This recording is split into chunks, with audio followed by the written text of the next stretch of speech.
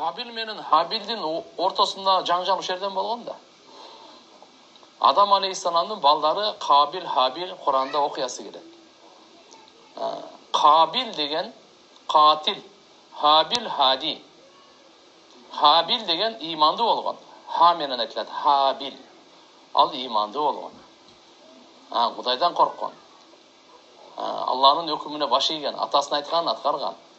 Kabil аткарган. Сыноо ушундай болуп калган. Kabil менен төрөлгөн. Эгзекте буларчы.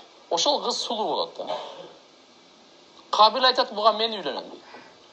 Шарият уруксат бербейт буга. Буга Habil үйлөнүш керек. Эки ушундай болуп калат. Адам алейхиссалам айтат, курбанчылык кылгыла, кимдин курбанчылыгы кабыл болсо ошонуку мейли дейт. Ал убакта ошо курбанчылыктардагы мындай дөңсөк алып барып эле буудай, суудай чачып кое деген. Чымчыктар жеп кетеби, жебейби? Же асмандан бир чагылганбы, от түшүп күйгүзүп кетет экен. Бунуку кабыл болот дагы, Кабилдики кабыл болбойт. Ачууланып келип өлтүрөм дейт. Сен мага эмне үчүн өлтүрөсүң? Бул менен эмес да. Иннама ятакаббалаллаху минал муттакин. Куранда аят. Алла Таала кабыл кылат экен. Таквалардан кабыл кылат экен. Бул Алланын кабыл кылуусу. Ачууланат. Мен сени өлтүрөм дейт. Өзүңдүн дагы мени бардык күнөөнү сен аласың анда. Кыскасы кандай болбосун, кол сунуп шайтан азгырып туруп өлтүрөт дагы. Өлтүргөндөн кийин көмгөндү да билбейт. Биринчи адам өлтүргөн ошо өлтүргөн, Кабил өлтүргөн. Кантип көмгөндү билбейт. Алла субханаху ва тааля эки карганы учурат.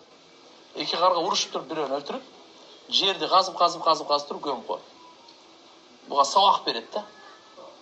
Охо, мен каргачалык болбодумбу деп шерменде болуп өкүнүп, кийин анан ошо жерге анан көмөт. Пайгамбар саллаллаху алейхи ва саллям айтат, кыямат күнгө чейин канча кан төгүлсө, Кабилдин үлүшү ошого дейт. Эмне үчүн? Жамандыкты биринчи баштаган, ошого күнөө жазыла берет. Ушундан улам бир эреже бар. Ким бир жакшы шариятка ылайыктуу жолду баштаса, анын аркасынан канчадан түшсө, ошонун сообу бардыгы ошого жазыла берет. Ким бир жаман ишти баштасаң, аркасынан ошо жаман ишке канча адам түшсө, бардыгы кыямат күнгө чейин күнөө сага жазылат да. Кудай сактасын. Базарларда бар